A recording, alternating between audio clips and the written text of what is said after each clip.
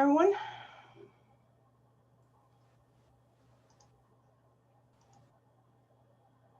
Good morning. I have a question. Mhm. Well, I have a couple of questions. And when I see like mm, the bright space for the class, I just see like two assignments. But I'm not sure if I should be like watching three assignments. So I just see like the second draft of research and the other one that is like the final one. So that's correct. I Yeah, just that's fine. those one. Which one do we turn the first draft to? The first draft is due Wednesday. No, but I mean that we cannot see that assignment. Yeah, we can't see the first draft. The first draft one? Okay. I will go in and look on the break and see what's going on with that one. Okay, thank you. What are we supposed to do for that first draft? Like the same thing that we do in the. For this one, you're basically taking the information from your last paper, only this time your aim is to persuade us to agree with your opinion about it. So you're going to change your thesis. So you're going to change to address the controversy.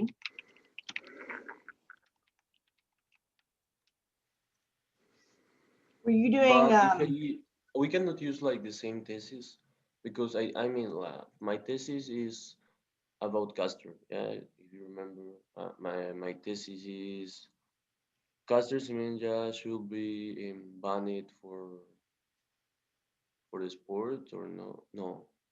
No, never mind. That doesn't work.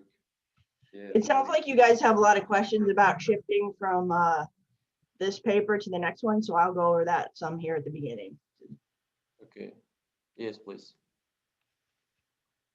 Let me see if everybody's here. One sec.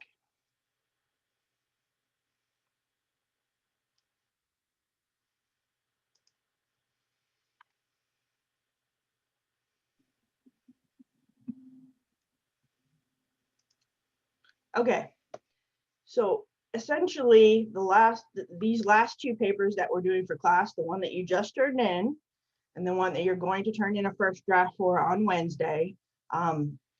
Everyone's saying they can't see that one, so I need to go in there and make sure it's showing up for you guys.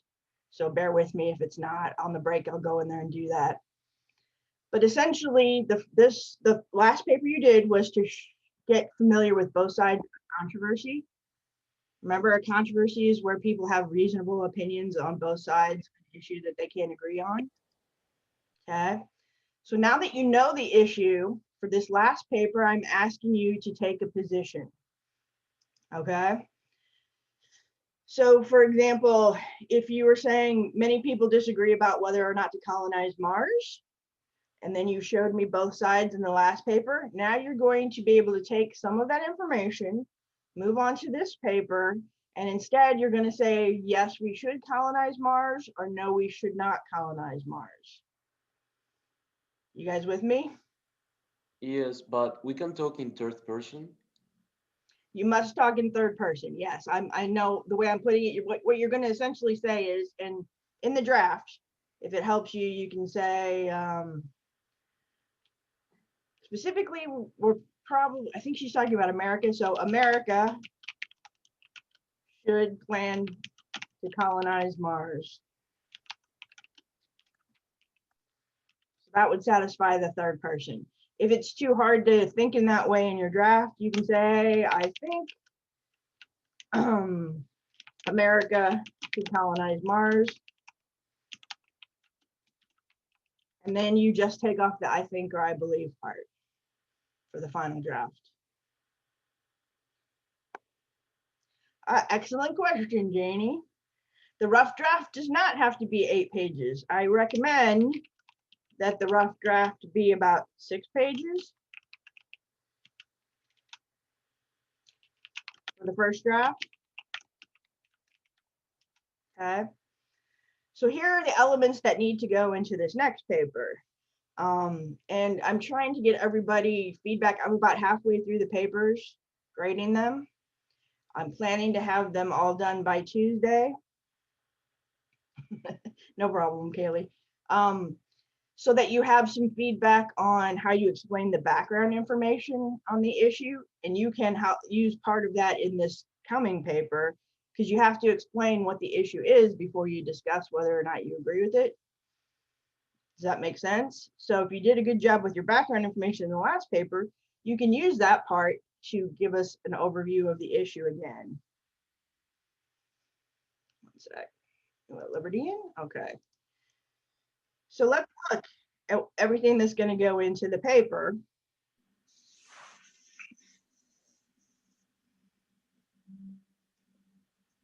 Hold on, let me pull up.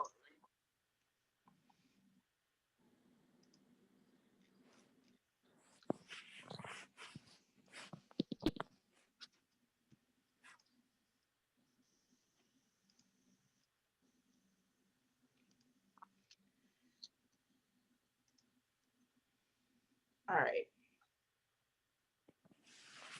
Share my screen here.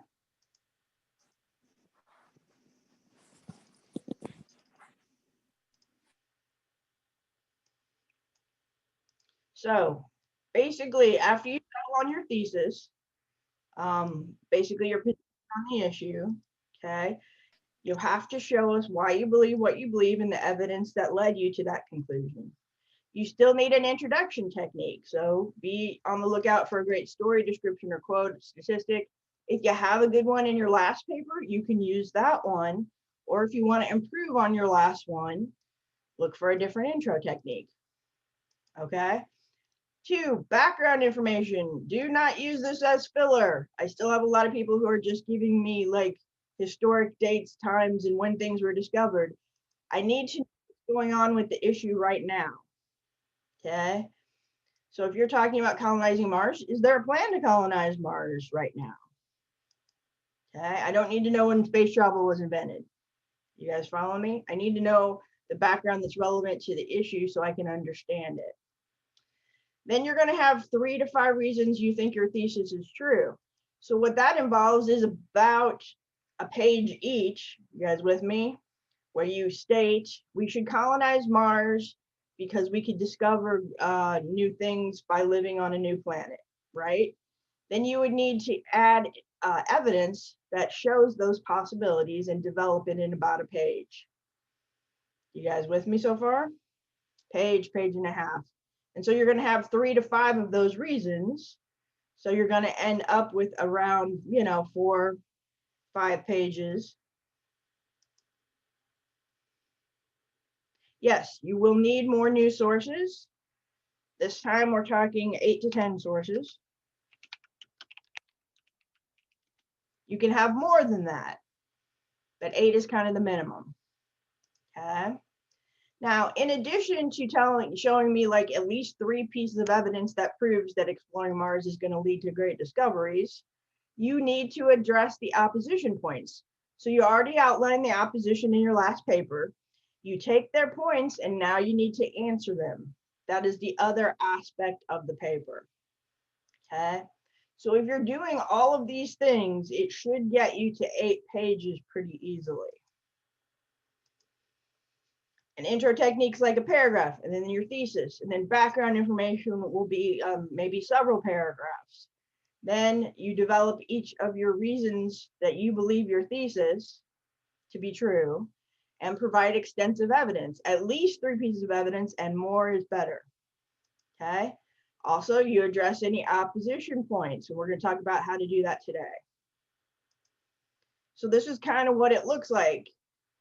Intro technique, your thesis, background information on your issue. Then you're already at about a page. Okay. Then you're going to have a page to like a page and a half on the reasons that you think your thesis is correct. And then you're going to show us the evidence that convinced you that this is the correct stance to have on this issue. Okay. If there's an opposition point that comes up to your point, address it immediately in the same section.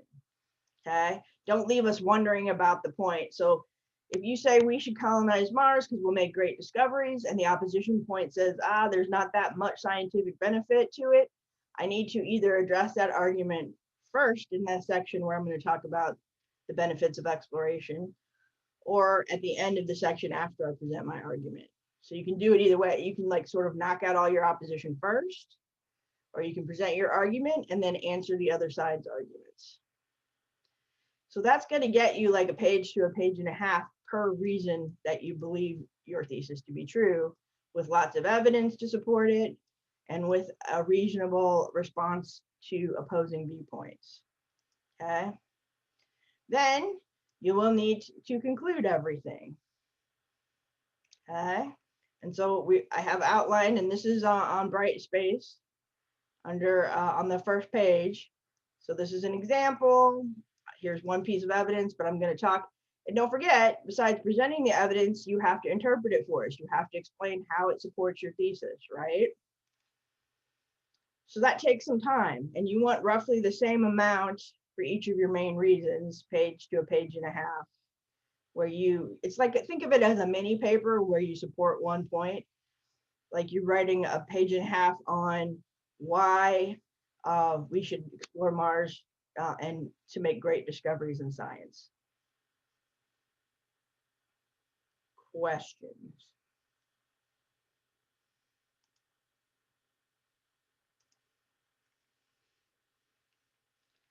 So first you need to nail down your thesis to address the controversy. And I think we're kind of getting there. I was talking to a lot of people, you know, when you first explored the issue in the subject worksheet, right? So make sure your thesis expresses your view clearly, but your view is based on evidence. That's why it's a research paper. Okay.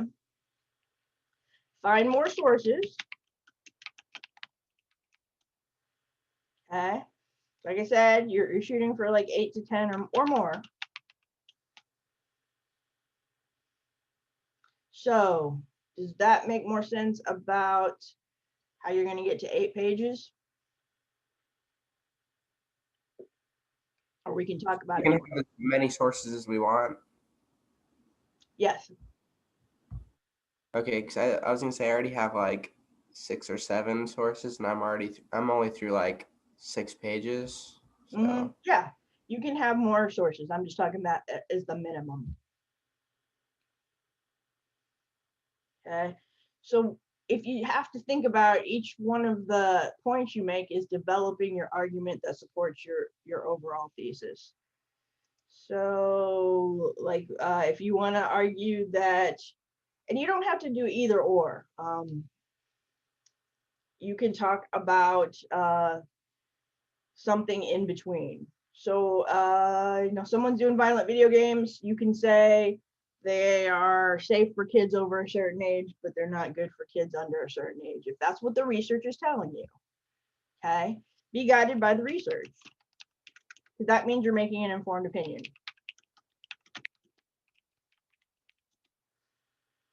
Okay. Someone's talking about online versus brick and mortar schooling, and she has come to the conclusion that really a hybrid of both methods is the best quality that you can get in those two techniques for teaching. So that's not like an online schooling is better or a brick and mortar school is better. That's somewhere in between. So just be aware, there are nuances to these issues that you can address. But if you're going to say it's not too expensive to colonize Mars, then you have to show me the evidence that shows the cost that we put into it is worth the benefit. Or like SpaceX just launched yesterday, maybe private companies could take over. But what happens if private companies colonize Mars? Do they own Mars? I mean, who's going to tell them they don't own Mars if they're the only ones who can get there? Are we okay with private companies owning Mars? I don't know. What do you guys think? It's a bit weird. We're a few years out from that, but probably now is the time we should be thinking about that kind of stuff. It's interesting. Okay, so your intro paragraph and background will take up probably 3/4 of a page. So if you want to shoot for these, you know, and then each of your reasons, you're talking 1 to like 1.5 pages. evidence explain to support your thesis, plus addressing any opposition. And part of addressing opposition is you have to explain what it is, just like you did in your last paper. You have to say, here's what the opposition thinks, here's why they think it, and here's my response.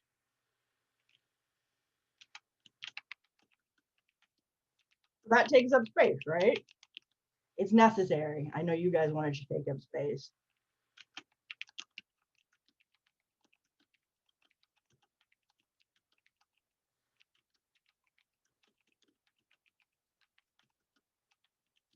But that is an essential part of the argument, is anticipating any arguments that will be against yours, because it strengthens your argument to already have answers for anything that they might object to about your argument. Okay.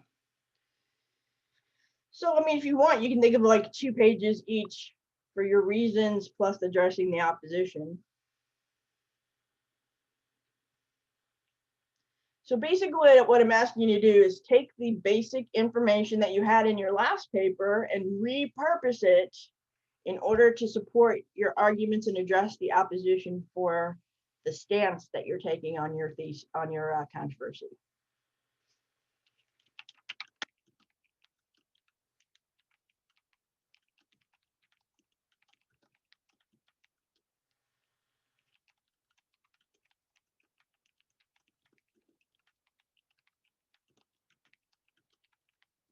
So your thesis needs to be different from your last paper, where in the last paper you said maybe people disagree about why we should colonize Mars, and you gave reasons on both sides. Now you're going to say we should do it, we should not do it, here's why.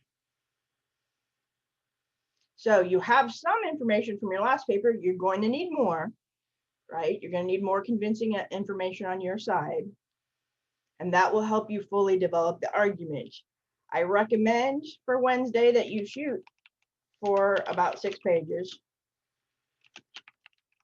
And then here's what's going to happen with that. You're going to submit it on Wednesday. On Thursday, I'm going to start having conferences with people who are also in my ENG111 section. And then on Monday, I will have conferences with people who are only, all the people who are only in this ENG111 section, and then some of the people in 280. And then on Tuesday, I will finish up conferences. So basically what I'm going to do is read your first draft, make recommendations for it, all right? And then we're going to talk for about 10 minutes to see if you have any concerns. So I'm going to open up a Google document here, and at the end of class, I'll send a link out to everyone where you can go in and sign up for a conference time, either on Thursday, Monday, or Tuesday. Okay. We will meet part of Monday, the 23rd, to do peer review. While you guys are peer reviewing, some of you will have conferences with me on Zoom.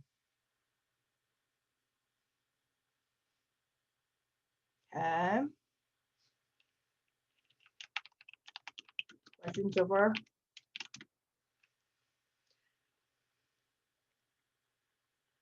That's next week, right? Well, it's going to start this Thursday, the conferences, because you're going to turn in your drafts on Wednesday. But so for this Wednesday, we have to make the 6 pages for the first draft. What about the 6 pages, Fabian? For this Wednesday, we need how many pages? 6 pages. 6? Mm-hmm. 6 pages for this Wednesday. But you have a lot of information already from your last paper that you can yeah, of course. If you're not starting from scratch. And where are we scheduling like the meetings? It will be a Google document that everybody can edit. So I will in the homepage. I will send out an email link, so please watch your email after class. Okay. And then if you don't get it, let me know. But and also, we still have class Wednesday before conferences. So if there's a problem locating it, just let me know. Okay, thank you. Fabian, does that answer some of your questions? Yes, all, every question. Okay, making more sense? Okay, cool. So does it make sense how you get to 8 pages with all the things that you need to do to make a strong argument? Presenting evidence, explaining the evidence, addressing the opposition, right? Your conclusion technique needs to speculate on the future or suggest a course of action, right? Are you camping? Am I doing what? Are you camping? Yeah, I'm camping. Oh, nice. I like this background, yeah. This is from REI. You want some camping backgrounds for your Zoom? All right. Hopefully everybody feels better. Like you have a lot of the information that you need to get started. Okay. You just need to put it in your paper and then explain how it supports your new thesis. Right?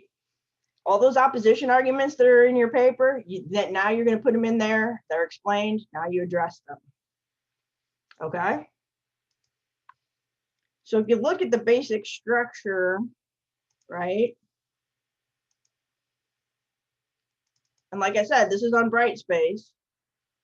And fill in each of these, you'll be at the draft length in no time and maybe beyond that. Okay. And actually, you guys were doing a really good job from what I've seen so far in explaining the evidence. So keep up that.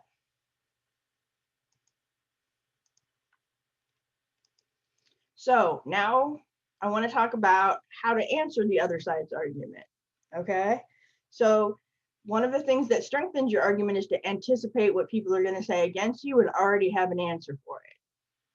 So let's look at how some people have done that effectively. One sec.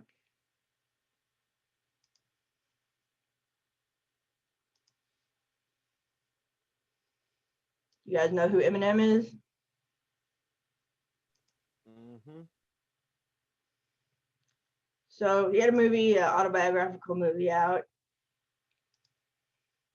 We're going to look at the concluding rap battle in 8 Mile here in a second.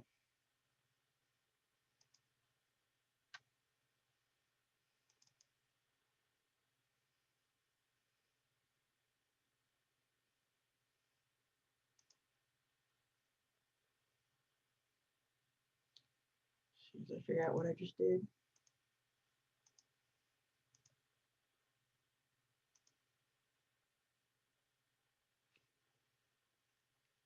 Did I just close everything?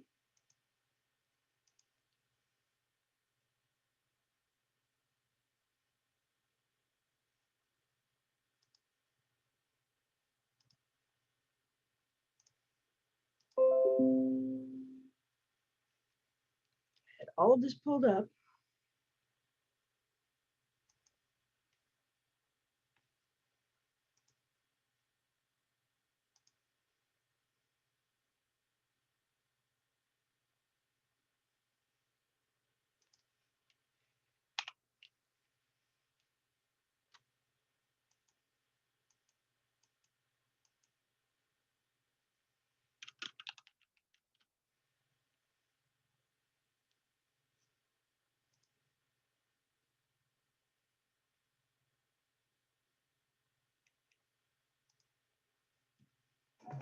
Tell you something. 1 second.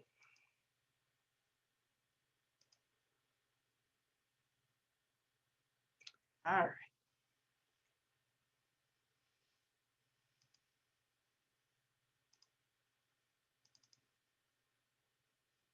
So this is his last rap battle of the movie.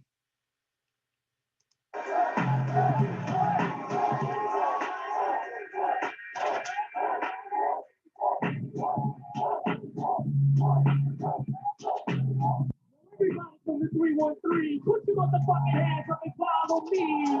Everybody from the 313, put your motherfucking hands up. Look, look.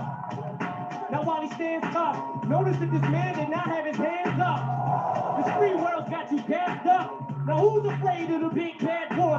1, 2, 3 into the 4. 1 pop, 2 pop, 3 pop, 4. 4 pop, 3 pop, 2 pop, 1. Your pop, he's pop, no pop, none. This guy ain't no motherfucking MC.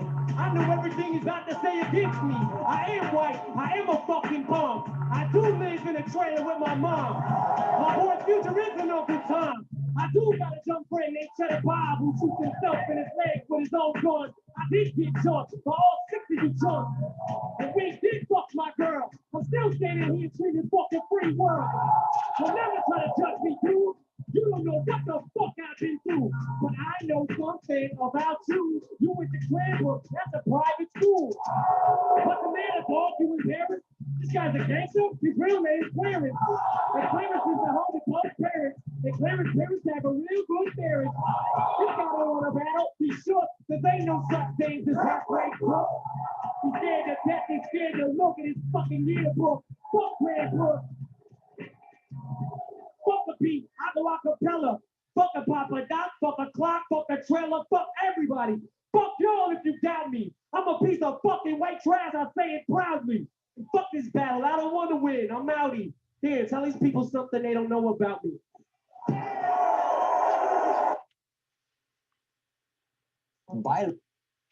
Okay. So, how does he address the opposition?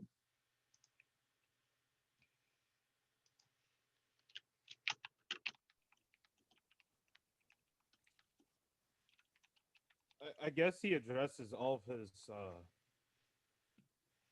of his faults in such a way that the opposition can't really address his Right. faults, I guess. Because if you can get out ahead, and many politicians have learned this, if you can get out ahead of a story, you can control the narrative about it, right? So he Right. basically thinks about, okay, what are all the arguments and faults this guy's going to use against me? What if I just, own them all? What if I embrace them all, right? So he goes over everything he thinks is going to get used against him, and therefore he takes the power away from the opposition. Makes sense? Because then what is the guy going to say after that? He may come up with something, but it's just not going to be as effective. Then he goes into his arguments, right? About him going to a private school and not being, legitimately gangster. So first, that's one of the ways you could organize your paper, if you wish, is address all the opposition points and then present your arguments on your side of it. That's a legitimate organization method for a persuasive paper. Okay, but that's why it's so important to think about what the opposition is going to say to you, even the really tough things that they're going to say, and still have an answer for it. Now, that answer doesn't have to be that they're wrong. It can be just like Eminem's doing and say, yeah, it's true. I live in a trailer with my mom. I'm white trash. What are you going to say? And by acknowledging it, you basically show that you're a fair person. You're logical. It doesn't hurt your argument to acknowledge the other side has a point. In fact, it helps make you look more reasonable, right? So now if they don't have a point, if their evidence is wrong, if maybe it's not as expensive to colonize Mars as they're saying it is, then you present evidence that contradicts their argument. So those are the two ways that you address counter arguments. You either acknowledge they have a point,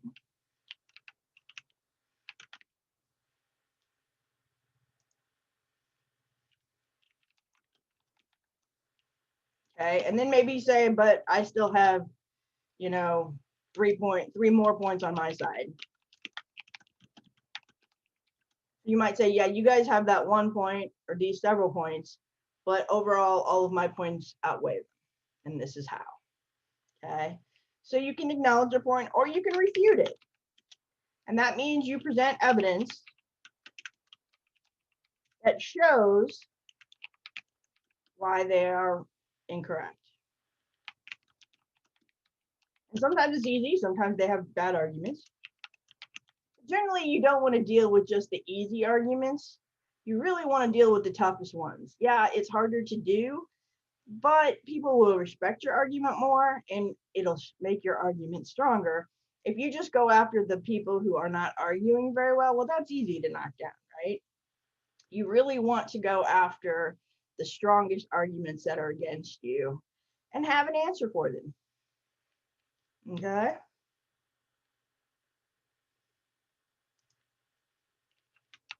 And thanks to your last paper, you should have the main arguments that you can address. Now you can change your mind. Maybe in some of the arguments you're going to bring forward on your side, supporting your side, there are direct or opposition arguments that you want to address instead of what you put in your last paper.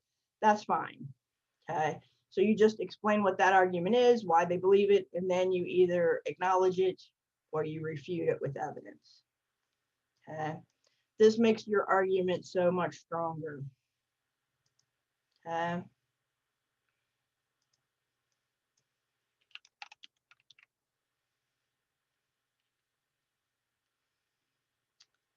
So let's take a look at another video that kind of goes over and uses the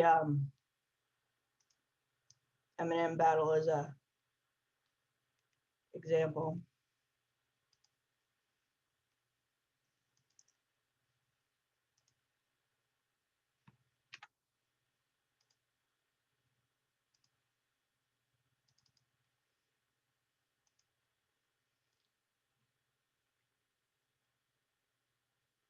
If you've seen the movie 8 Mile, then you're familiar with the climactic rap battle at the end when the protagonist, Jimmy B. Rabbit Smith, takes on the film's antagonist, Papa Doc.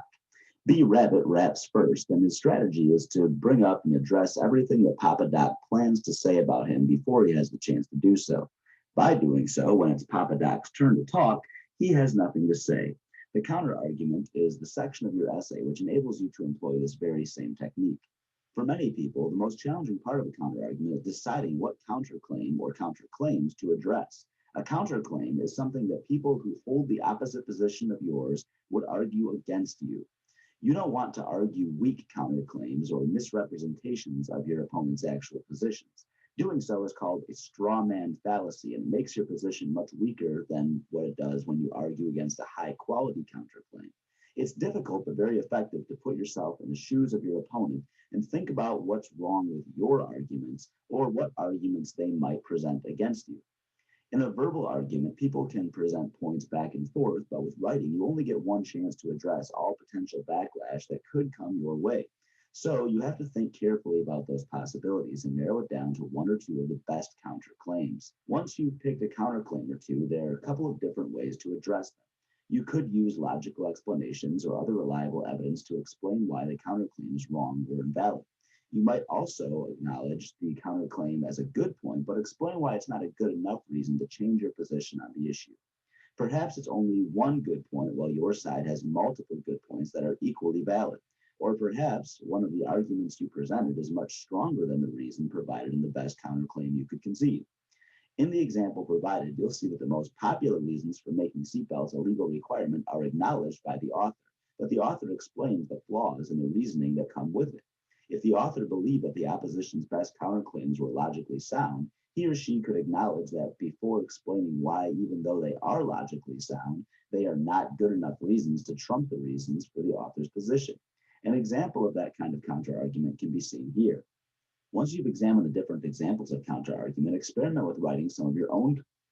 So you can see what they're doing here. They present the other side's argument. A number of faulty justifications are presented in an effort to defend the legal requirement of seatbelts. Okay.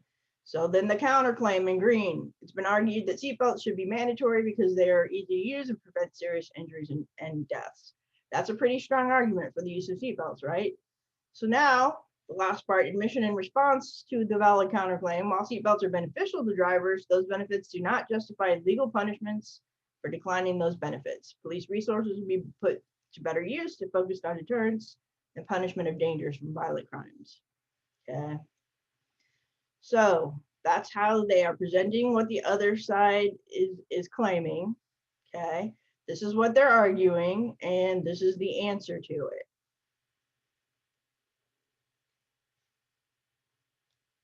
Make sense?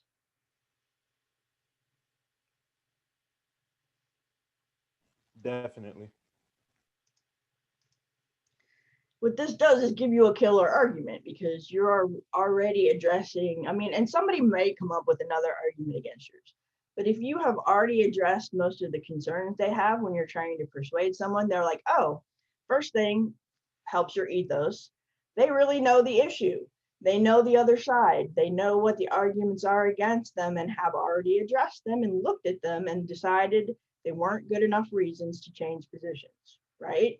So it contributes to us thinking that you're knowledgeable. That helps your ethos appeal, right?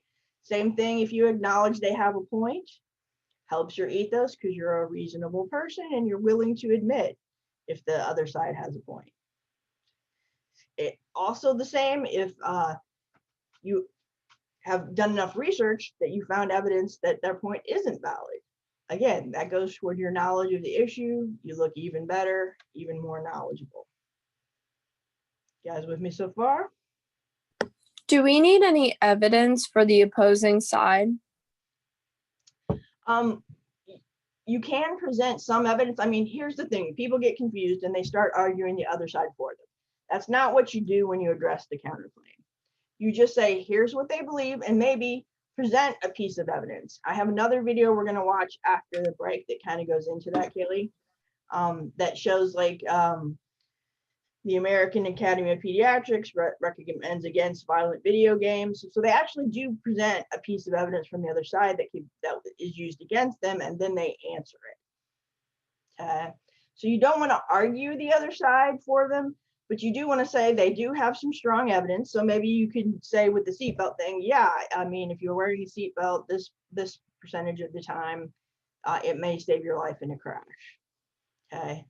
And then, however, you know, and then you talk about maybe that the accidents are going down, or, you know, not enough accidents occur that, you know, seatbelts are useful, whatever it is in your counterclaim. Does that make sense? You might present one piece of evidence that you answer, but you don't want to like entirely argue their case for them.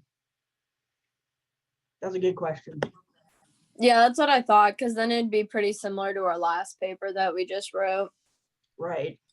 So in this case, you're mostly explaining instead of presenting the evidence on their side.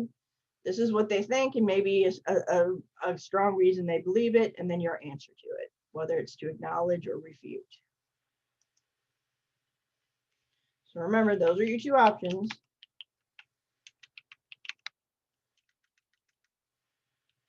Acknowledge the other side, or refute it with evidence.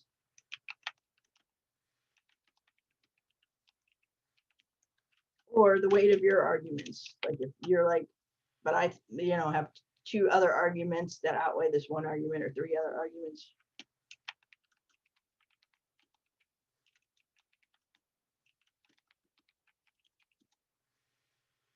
Okay. All right, we're at the end of this session. When we come back, we'll watch another video that goes into an example of how to address a counterclaim, and has Kaylee a piece of evidence and shows how they refute it. All right, so we'll come back at 8:45 and continue talking about the draft.